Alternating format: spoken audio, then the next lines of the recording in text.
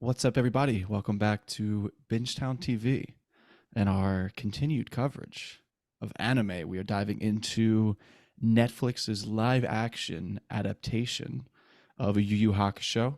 So, YuYu Hakusho is a manga slash anime from the 90s, 80s, 90s, by the same author as Hunter x Hunter. So, we are big Hunter x Hunter fans here. So Which this was I honestly nice. didn't even know. Wow. See, I told. All right.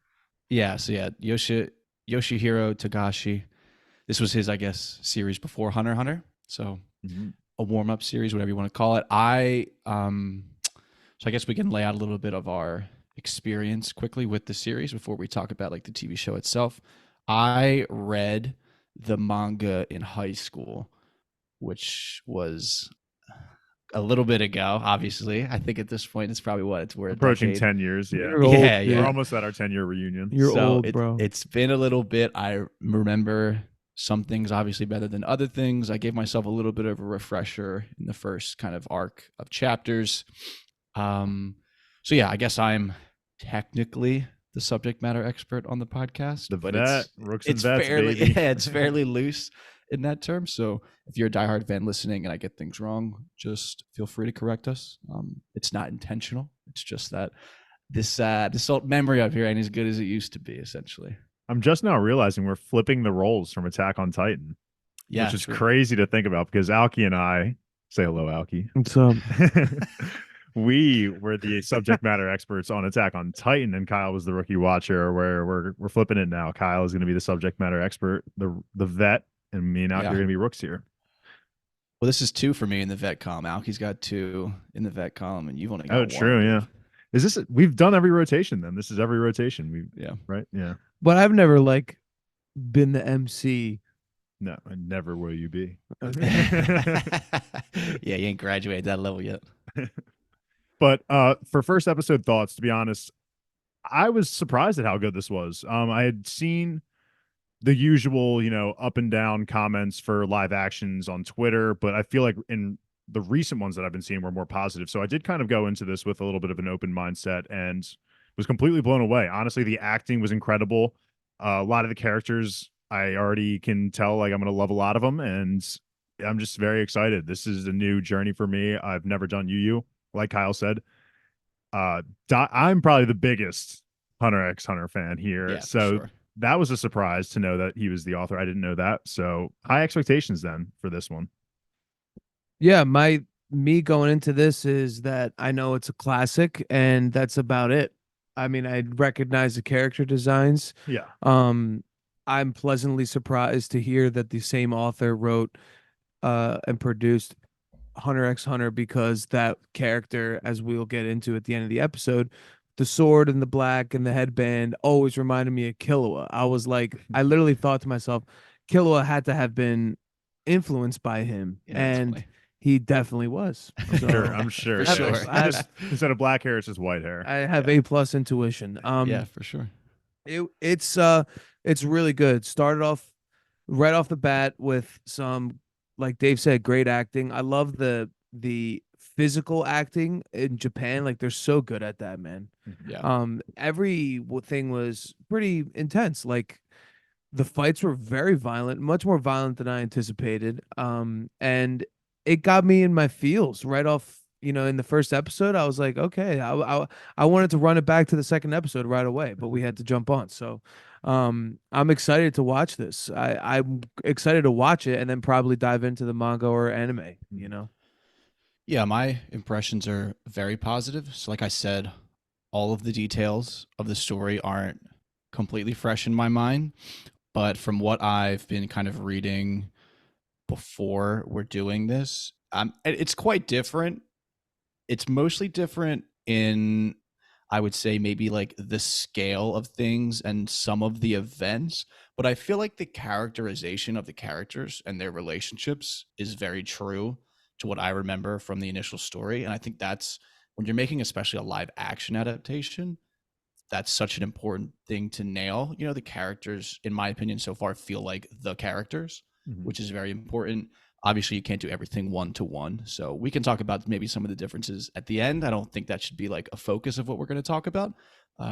Because again, it seems like we all had very positive reactions to this first episode. I think as a pilot, this is like fantastic. Oh Yeah. yeah, Like I'm they sure the click seriously- rate for Netflix to episode 2 is like obviously I feel like probably a metric they care about.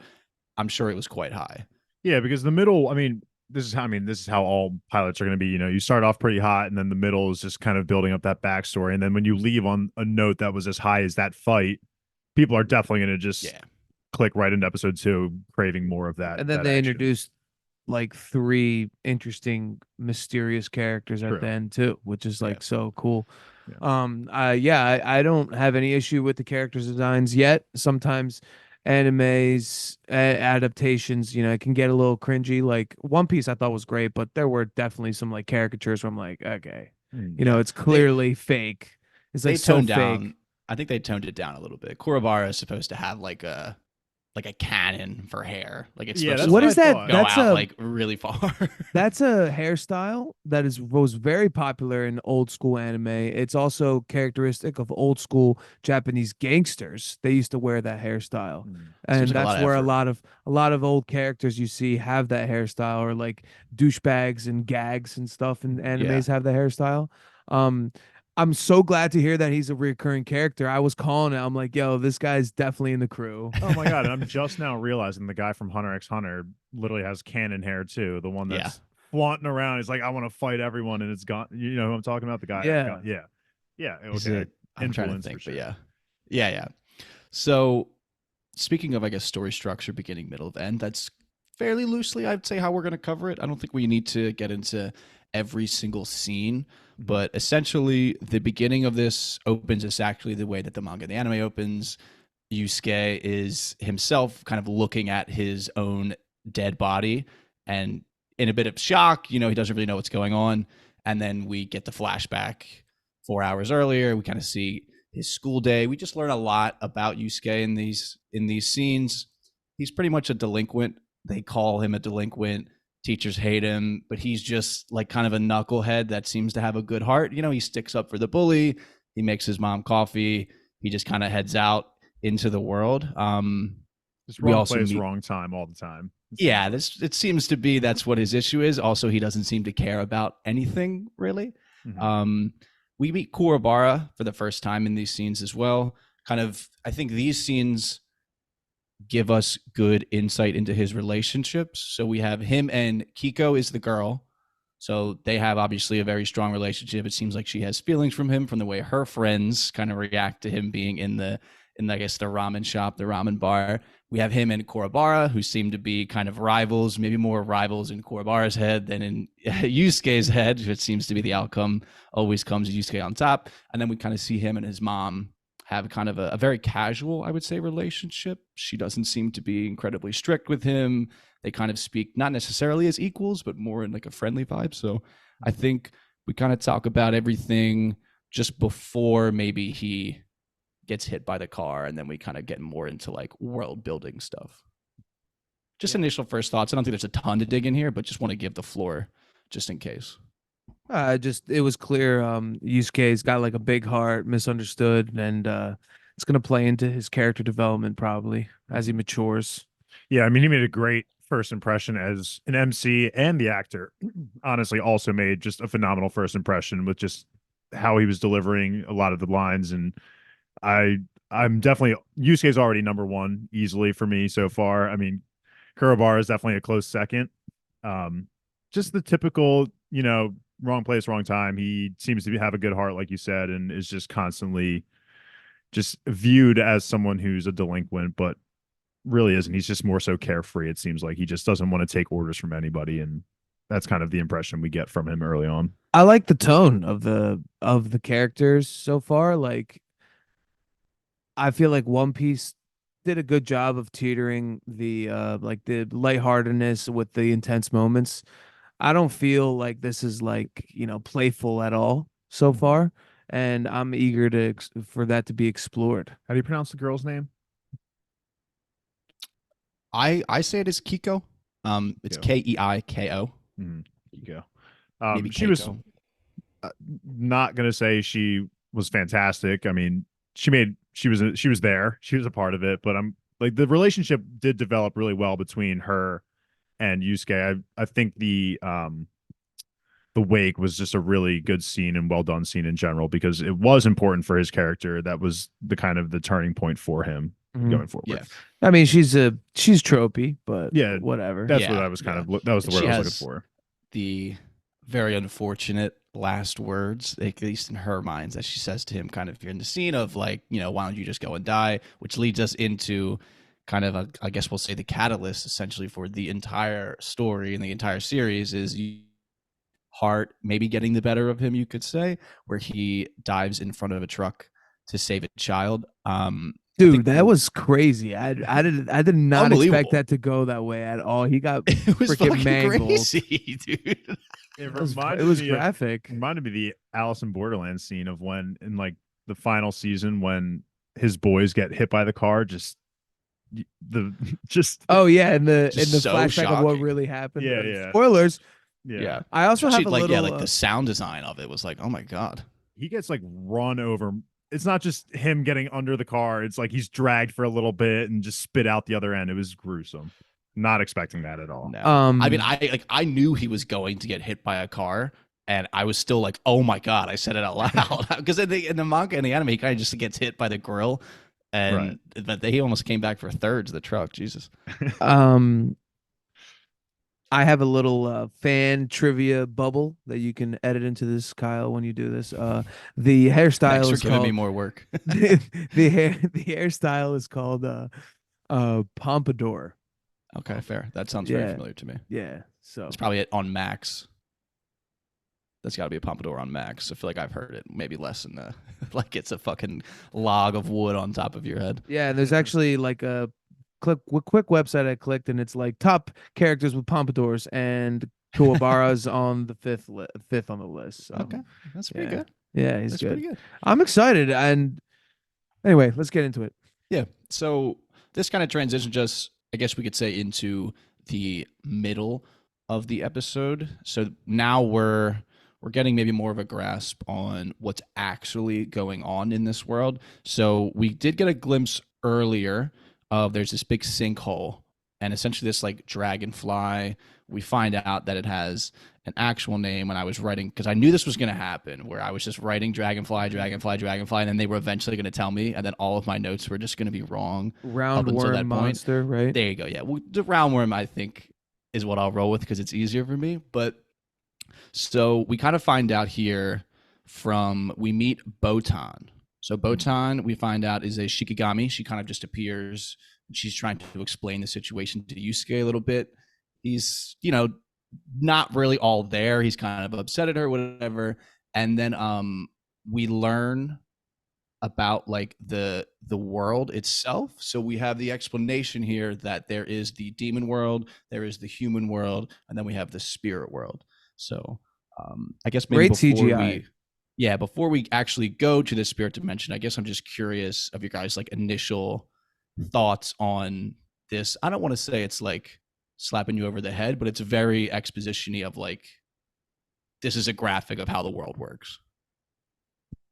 I honestly, immediately when I saw the whole like pan when they panned the city and I saw the whole, I'm like, okay, this is a big plot point. Like I knew Yeah. right away.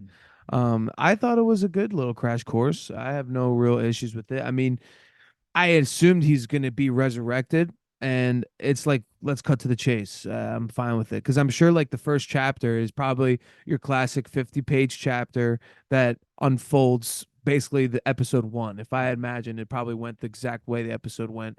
So I thought it was a good intro. I love when I'm listening to the reading subtitles and listening to Japanese and I hear like words I know and she says Shikigami. I'm like, I'm freaking fluent, dude. Well, I mean, she looks a little different than the Shikigami we're used to from the Bleach universe, but yeah, Yeah, it is pretty funny. that's funny. I guess just a quick summary of that graphic that they put up. So was saying that before time, like the demon world and human world were separate and everything, or were they combined and now they're trying to keep them separate? Do you I remember? think they were technically separate always, but connected Right. So then humans would wander into the demon world and get attacked, and then yokai or demons would wander, I And would attack assume more humans. purposefully. Yeah. Yeah, then the humans were going the other way and attacking humans. So then the spirit world kind of stepped in and made a barrier and separated them. And then they throw in the cheeky little, that was the plan at least. Right. So we know, obviously, hint, hint, wink, wink, that it maybe didn't work out exactly that way. Yeah. So or somebody infiltrated. Yeah. no, okay. That's all I got. That's all. Yeah. But in terms of the whole, I think he introduced that the rich guy or whoever I actually is the only guy's name I didn't write down. Yeah, I don't even I'm know just if we got Casino Man. it. Okay, Adam, Mullet. because he says the other guy's name Bullet. in the casino, but he doesn't. Yeah. I don't think we ever get his name. But anyway, I think he's saying like, oh, we're going to use this for like entertainment purposes or something, and so that's a clear cover up for obviously his next scene in the casino. Yeah. We find out essentially that he knows that it leads to the demon world. I mhm. thought that was interesting. I don't remember that from any of the original source material. So I think that just adds a nice, he's kind of like a lurking presence almost That's in this what episode 1. Alki, I think. What was your theory on him? Do you think he's I think he's trying to open it or he thinks whatever. he's still human, but he's just maybe just like an agent of chaos? I think he's a human. He wants to harness the power and be like, oh, the true ways is they're supposed to be together. The demons should rule Earth. They're the stronger beings, blah, blah, blah. Classic. He had the plans of like it looked to me like a reactor. At first, I thought it was a bomb, but I don't think it was a bomb. after Either Alki way, said I think reactor. he's trying to harness the power in some way, shape, or form. I theorize these guys at the end of the episode maybe are his agents because they collected those items. I think so. So I don't know. Yeah. Or maybe not. I don't know. We'll get into We that shall too. see. We Yeah. shall see. So Yusuke kind of wants to, I guess, go visit the little boy that he saved. It's confirmed that the little boy is perfectly fine. So then he says to Botan, he's like, okay, take me wherever you're going to take me. Just like an interesting little wrinkle information we found out here is that he wasn't supposed to die.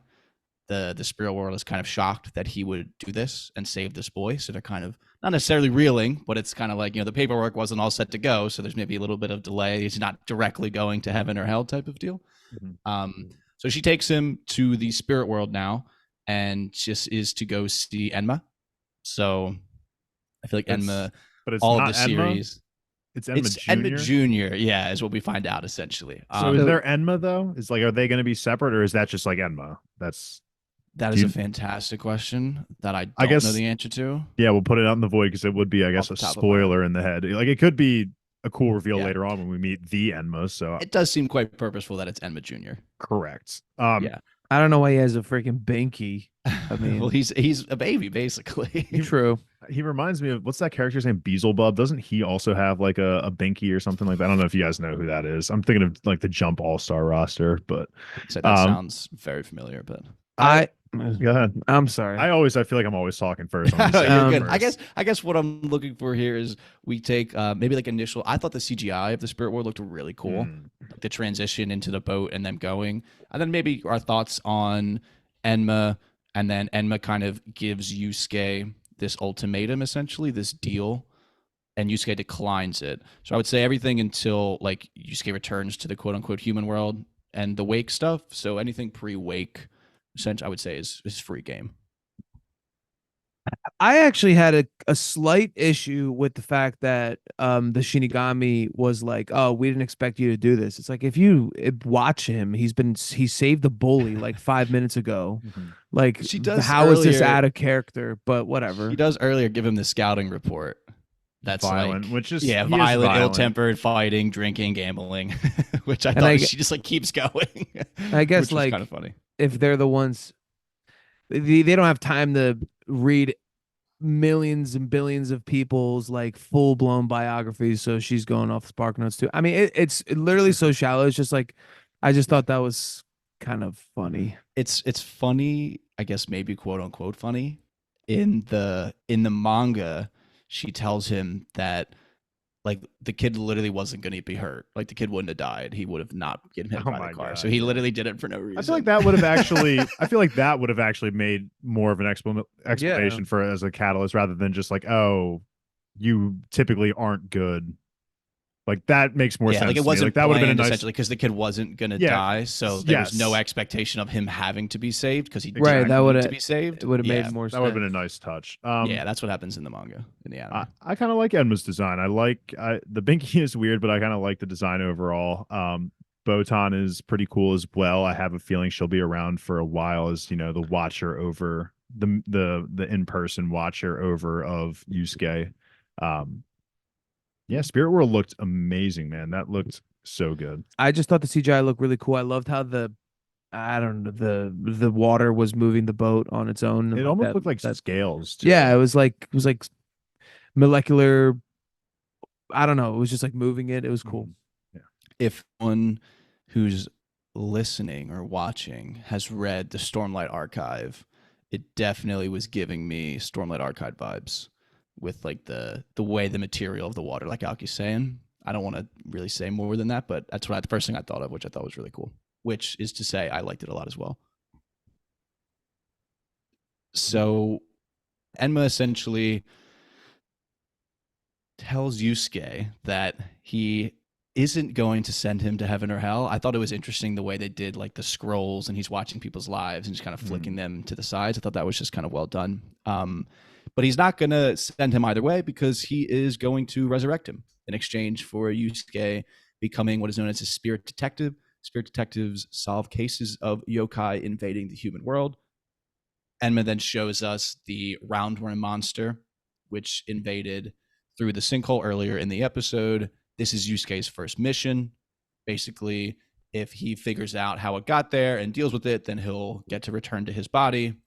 Yusuke then declines because he doesn't like being told what to do, which it just made me chuckle because I don't know, just reminds me of someone. And he also mentions too here that people will be relieved that he's dead, which I think it was a nice little look into maybe his like mindset of obviously there's a little bit of bravado to him of like I don't like being told what to do and all this other stuff, but I feel like that was also a little bit of insight into maybe his self-image. Yeah, I mean, even his closest friends and his own mother insult him all the time about being a delinquent, freeloader, all that stuff. And I'm sure he doesn't obviously take it at face value, but I'm sure the repetition over and over makes him kind of start to believe it in a sense, and maybe that's why he kind of had those feelings. But the wake was definitely the most important part. Yeah, like embody it even. Yeah. I mean, he is a kid. He's 17, Yeah. Mhm. Yeah. I And we liked can the wake how I thought it was nice to see the students all line up. I like the girl Kiko and his mom. I thought the best part was Kawabura. I mean, he shows up and it put a smile on yeah. Yusuke's face, and I knew this guy is gonna ride or die. I can't wait. I can't wait. I love his blue like get up. It's sick. He's probably from a rival school or something. I don't know. It's cool. I like the quote, dying before our rematch is a sleazy tactic. Yeah. he's just loud. He's got a big personality. He honestly almost you could say steps in to the hole that Yusuke leaves behind in kind of protecting. And Or, yeah, I I wrote was it gonna down say because I thought it was going to be important. Alki actually said at the beginning, he's like, "Oh, that's definitely fodder right there." I was I like, "You spelled never his know." name like 3 different times in my notes, like Kiniro and Carino. So I'm glad you had it the correct way right there. Yeah. But he kind of steps up here and deals with the bullies a little bit that way, which again I think they're doing a good job of shining a spotlight on Kuwabara Mhm. because Aoki's intuition is I don't want to confirm nor deny, but I guess I'll confirm. It's A And plus. yeah, typically yes, it's A+. Um, so the wake obviously is very emotional. We get the Kiko and his mom scene at the end where they're talking. Obviously, now we learn here that him and Kiko have been friends for a very long time. We get more obviously about this underlying nature of Yusuke, where he dives in the river for her hat in the middle of winter. So they've had this connection for a long time. She obviously feels a very specific way about him, and then we kind of move into I guess this is I would say act 3. This is where I would say the episode definitely turns up For several sure. notches. For Yeah, sure. where we get the roundworm infecting Carino. Oh, really And quickly. Was that supposed to be the same roundworm that affected the driver, or are we just supposed to imply that there's multiple roundworm that's kind of like invading? That is a fantastic question. I'm And now assuming that that you're it's asking multiple. it, I think it's more than I one. took it. I took it the same. You thought it was I the thought same it was one? the same one. Yeah. Interesting. I'm I sure it don't doesn't know. really matter in the long term, but I just it does kind of matter in the sense that, like, okay, if it's just one kind of sneaking through the demon gate hole, then it's like, okay, we can kind of identify the issue before it gets worse. But if it's like already an outbreak, then shit's hitting the fan ASAP. But that's just something I wasn't Yeah, sure. it's tough to say because it's a bit of a change from the story, or at least the source material. The source material, like the beginning, so Alki mentioned this earlier about the chapter 1 stuff. This episode covers like 19, I think, chapters, which is a Oh, decent Jesus. amount. But Wow. Yeah. Okay. a lot of them, and it's like maybe 5 or 6 anime episodes. But a lot of those early chapters are just like little small scale spirit detective missions, like a boy's dog dies, the dog spirit hangs around, Yusuke finds a way Finds to like it. let the dog spirit move on, like a girl It's like dies those early Naruto, and like is in love with her boyfriend, all that kind of stuff. So like the beginning of Naruto when they just have to like babysit like old people, and Naruto's like, give me a fucking S rank mission right now. yeah, it's a lot of that. And one of the Okay. small missions is like Yusuke runs into like a rival gang and he sees like these like horns on top of one of the guys, and eventually like during the fight, like a little demon pops out after he punches him. And Okay, he and grabs him and smushes him. So So they it kind of, I cuts all think, that. Mhm. yeah. And Okay. Karino is like kind of a character in the sense that has like the dog doesn't want to leave his side because the dog's worried about him because he's a baby and he gets bullied all the time, and Yusuke kind of like gives him the ability to stand up for himself over multiple chapters. So they kind of Okay. just smush those things together. So it's Well, it didn't is even only really- 5 episodes, which yeah. is pretty surprising. And it didn't even Crazy. feel like it was smushed together. Like everything, honestly, it felt like No. the flow of how the first chapter would have gone. You know, I wanted to say this at the end, but I'm so Yeah. excited for this review session over the next couple times we do this with the episodes, because like Alice in Borderland, we went in blind, and that was, I think, a special case. A bunch of us were on it. It was a pretty cool show. It's cool like to go into this live action adaptation without, well, I mean, I know, Kyle, you have a little bit of an opinion, but I'm Mhm. happy that I don't have a complete clean slate, and I can just enjoy it. And I enjoyed it a lot. Yeah, for sure. I think this is an example which feels to be honestly the most common of, it's almost a detriment to be maybe so married to the source material in your own head. Like if you're like a die-hard fan and you want that one-to-one adaptation type of deal, it's honestly a benefit for me. I think that like I know these characters a lot and have feelings about these characters, but all these early events don't really mean a bunch to me.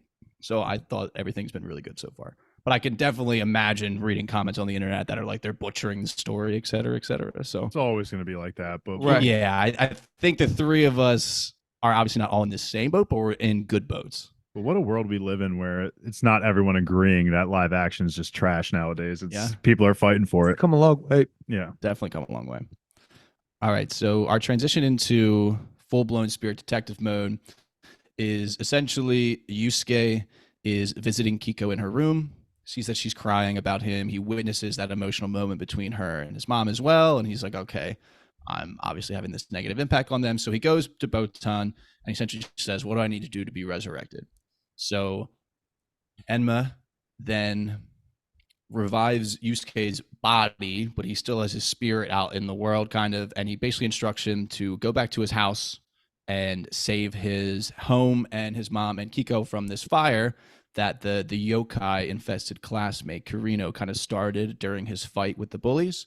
And then kind of all hell breaks loose. I mean, thankfully, Kurobara and the squad were kind of on the scene to contain this yokai a little bit, but I mean, it just gets fucking crazy. I think maybe the first thing we do is just quickly talk about the scene where he like actually like holds the beam and is like back into his body, and then we can talk about like him throwing hands with the yokai. I think that's, if we talk about all of it at once, it's maybe too much. So just it feels like a classic like powers manifesting scene type of deal. I thought like the music and everything worked really well together. It was a little emotional. He gets to save his girl. He's back, and And yeah, I mean, I actually had a little bit of a gasp when the beam collapsed because I didn't expect him to catch it. I really thought the beam, obviously, I was expecting it to kind of just go through him and just land on her, but I wasn't thinking too far ahead because then, his body would have been completely done. So, but I did have a brief gasp of shit, she's dead. Um, but you're right, just typical powers manifesting moment here. Very, very nice scene though. I just wonder how the like the spirit world powers like differ from the real world, like how was he able to actually hold the beam up versus when Mhm. he's going to be alive using his powers. So maybe we'll get into that, we'll see. Yeah. I'm That's a fair also question. I wonder if anybody could use that. Like kind of like in Dragon Ball Z when Goku's sitting with his girlfriend or Gohan's sitting with his girlfriend and he's like, find your inner spirit and you'll be able to fly kind of thing. Yeah. I wonder if like anybody The could spirit, technically. right. Like, I wonder if anybody can manifest that spirit energy is believe what they called, right? Mhm. Yeah. But it was a good and it was fine. He saved the girl and Yeah. came to Yeah. save the day.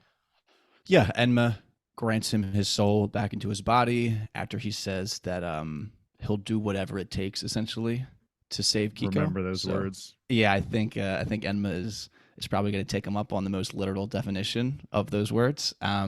I just like the last little comment I'll make. I just think it's funny that he tells his mom, like, we'll talk later. Right. Yeah. Like, I've been dead for however long, like, but Right. we'll talk later. I'm back alive, but we'll talk later. I was thinking the same thing. Yeah, that was just like a funny little, and she obviously is in so much shock that it's like, okay, yeah, sure, I guess we'll talk later. But Mhm. now Yusuke, full spirit detective, back in his actual body, has awakened the use of spirit energy, and now he heads out on the first mission after the yokai.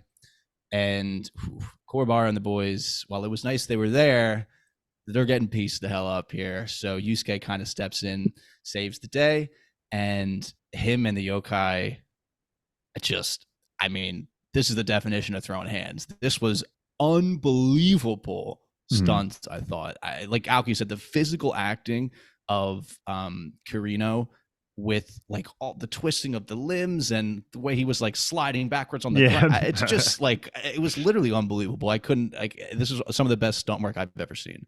Yeah, he absolutely crushed it. Like the flips off the walls were just insane. I mean, we get a little glimpse of that later too with Hisue. I'm pretty sure his name is just running like parallel to the ground, kind of like Yeah, it just. Yeah, Hiei. Sorry, that's what it is. Yeah, Okay. not Hisue. But I was thoroughly impressed.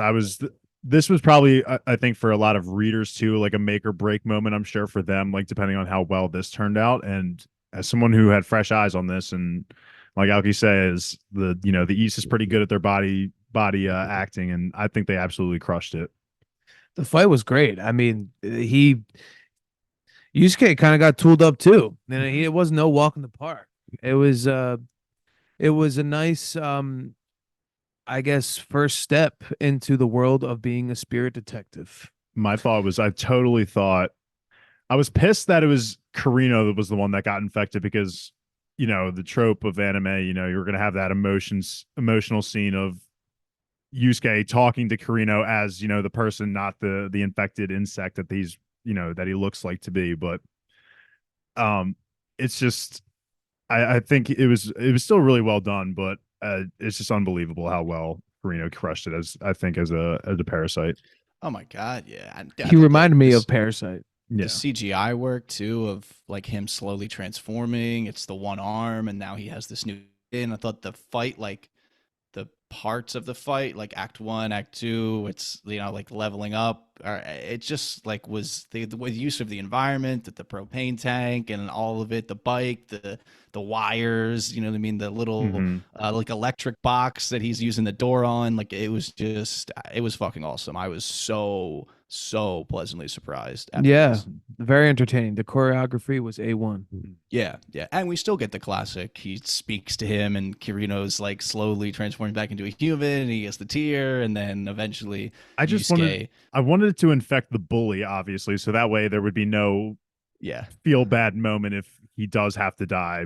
But we know one thing that we also learn is that the roundworms go after people that are in experiencing moments of like anger. I think it was like anger yeah, it and was the guy in traffic. it's, I mean, the Yeah, last he was pissed thing, at the traffic. yeah, that Carino says is like, I don't deserve this, essentially. So he's obviously in a pretty negative mental state. Despair. It's negative Yeah, state. That's what it was. Not just yeah, angry. Yeah, in that Uh, moment.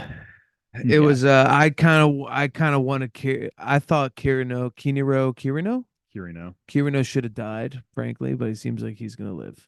Well, That's fine. the one thing we were just talking about is, is his face going to be permafucked, or is it just Yeah. going to revert back? It seems like it'll revert back if his hand was able to revert. Exactly. Yeah, his face. Yeah, Exactly. he seems to be, not to need a full facelift. I thought that, or I'm sorry, not that I think that. I just wanted to wrap up essentially saying that it's important, obviously, that Yusuke now is using the spirit energy. That's the last thing that he does, is he uses the spirit punch essentially to knock the yokai out. And then, I mean, I guess he's been through a long day and isn't really surprised by things anymore, but just picks it up and crushes it with his hand. I thought that was quite a wild way to do that, but I guess our boy's growing. Totally expecting him to use the power, the one that, I've never seen the show, but I obviously know what his power is, and I was really expecting him to use it there. I didn't think he was going to be able to like harness it into a fist. I thought he was just going to fire off a blast or two. Yeah, I don't know the rock, power paper, actually. scissors, rock. Yeah, exactly. I don't know the power, so I'm pretty happy. I feel like once that you I get see to it, you'll be like, okay, like that. I think is it like. Yeah, it's like that. Okay. It's not like a Damn spoiler. I mean, it's in the end sequence too. Like it I actually missed it. I was looking at my phone. I think it's gonna be it's better that he didn't, because I think it's gonna be hype when he does. Oh, 100%. Yeah, for the first time. Now that's the next thing I'm personally looking forward to. Is that. So I think before we get into what we really want to talk about with these three guys, just want to mention essentially that the post fight is Yusuke carrying Kirino hopefully to safety somewhere. You would assume a hospital, right? To maybe check out his facial injuries, and his joints have been twisted in a bunch of different ways. One thing I was thinking too, I was like, is this demon inside of him like strengthening his limbs? Because I feel like he would have broken like 18,000 bones throughout the course of all these fights. But I'm willing to suspend belief for all of that. I'm not really that concerned about it. I was thinking the same thing when he delivers the final blow with the spirit energy. I'm like, is he going to be feeling this in the morning or something? Yeah. Yeah. Or is he just going to walk it off? But we'll see. But Yusuke does return to the next morning to his mom and Kiko. They do have this conversation essentially, which amounts to him being like very bashful, like, get off me, like I'm back alive, not owning up to the full, I guess, weight of the fact that he was literally dead and now he's resurrected. But they have a nice little group hug, just a nice little moment between him and Kiko. And then we get into really quickly. Do you think if that happened to you, would you tell everyone exactly why you're back on, like why you got resurrected, or do you think probably you would try and hide it? Like maybe I would tell my mom and Kiko in this situation, but maybe I wouldn't.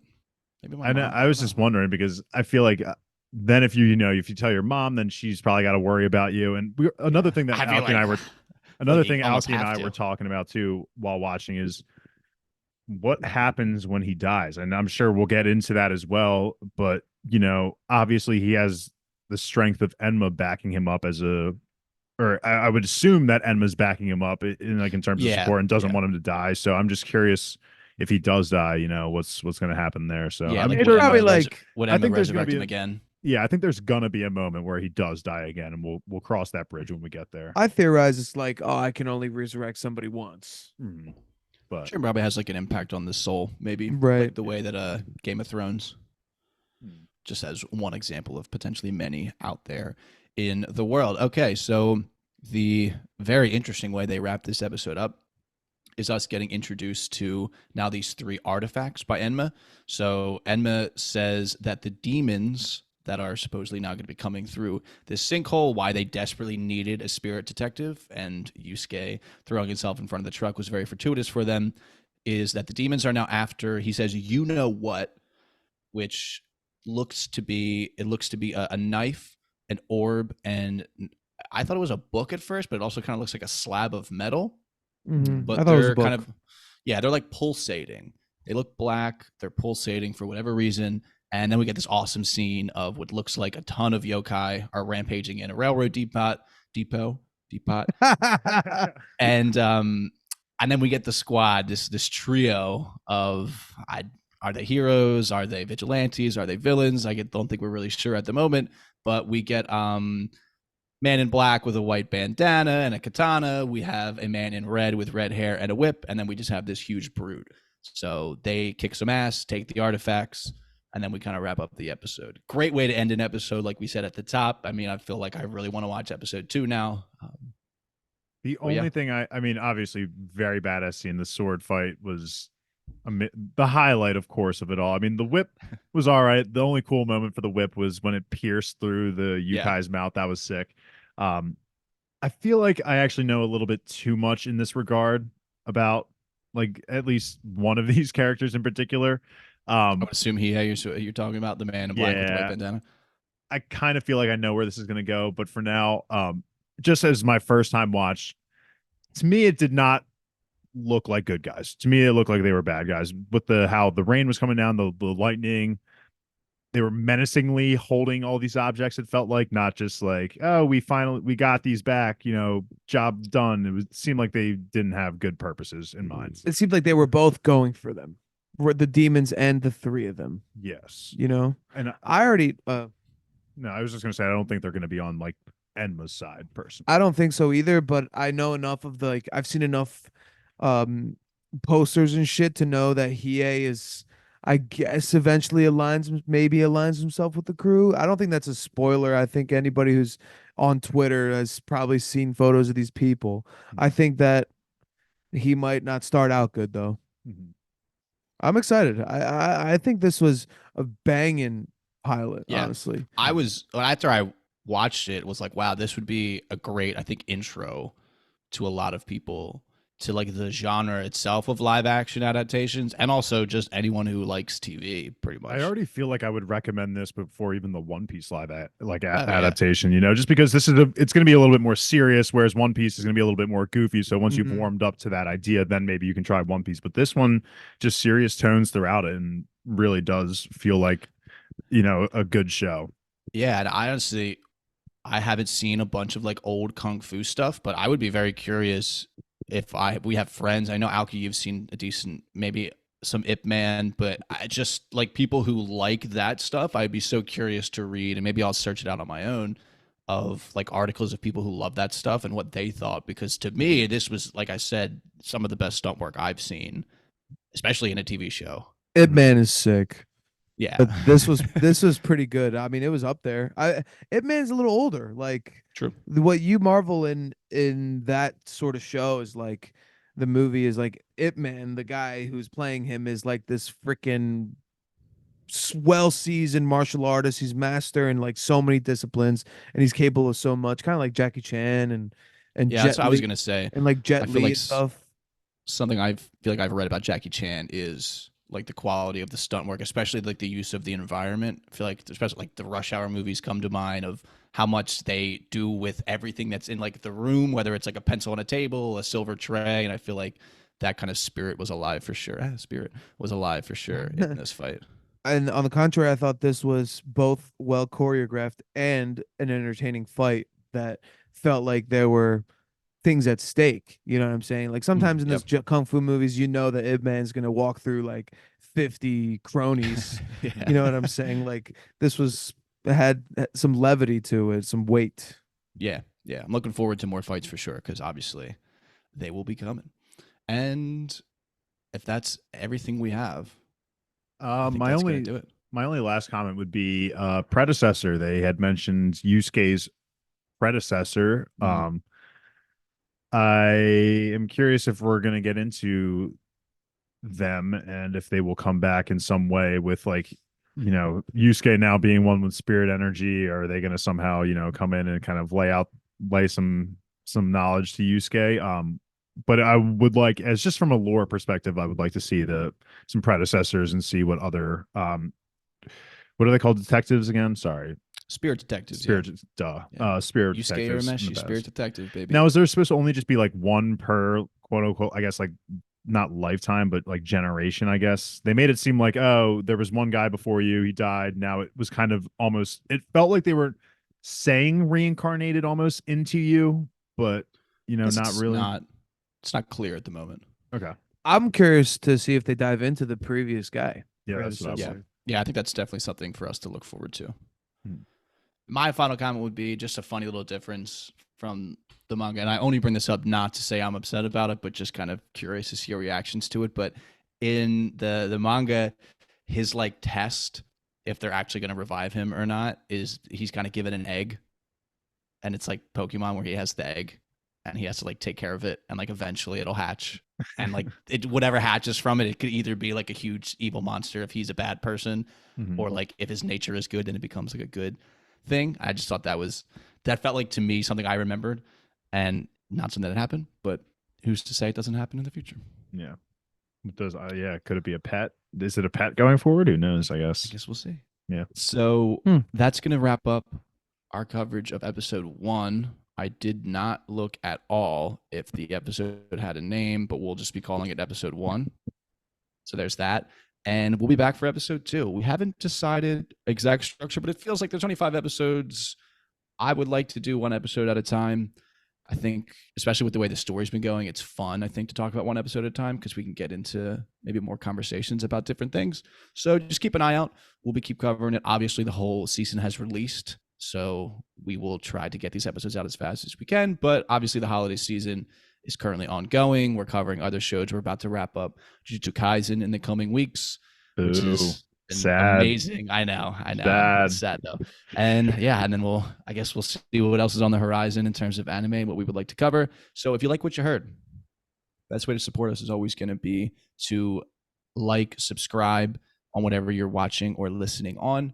And then to check out more things from us, bingetowntv.com is just kind of the home of everything Bingetown TV. There's a little helpful tab that just shows you all of the shows that we've covered with direct links to all the episodes. We're over 100, which is crazy episode wise. I mean, with all the separate feeds, Lord knows how many episodes we put out at this point. It's probably like 600 or something crazy like that. So we've been at it for a little bit now. We'll probably be at it for a little while longer. So if you like what you've been hearing, stick with us. And then just as a little sampler of other things we're covering in the moment, Beacon 23 on Amazon Prime. We're wrapping up Murder at the End of the World Mhm. is on Hulu? Yep. Yes. Hulu. Okay, yeah. Obviously, YuYu Hakusho. We are covering on Netflix, Jujutsu Kaisen, like I mentioned, and then we believe we'll be covering Percy Jackson, the Olympians, as well on Disney Plus. Reacher. So, and Reacher. See, so we have a lot of hands and a lot of cookie jars, but there are a lot of us here at Bingetown TV, so you can sample around different episodes, which host you like, which host you don't like. But obviously, you're going to stick around for more Jujutsu Kaisen, for more YuYu Hakusho, And then dive over, take a skip over to JJ. Correct. Yeah, and then you'll go back to Attack on Titan, then you go to Alice in Borderlands. So I have a feeling you'll be here for the long haul. So once again, we are Bingetown TV, and thank you for listening. Thank you.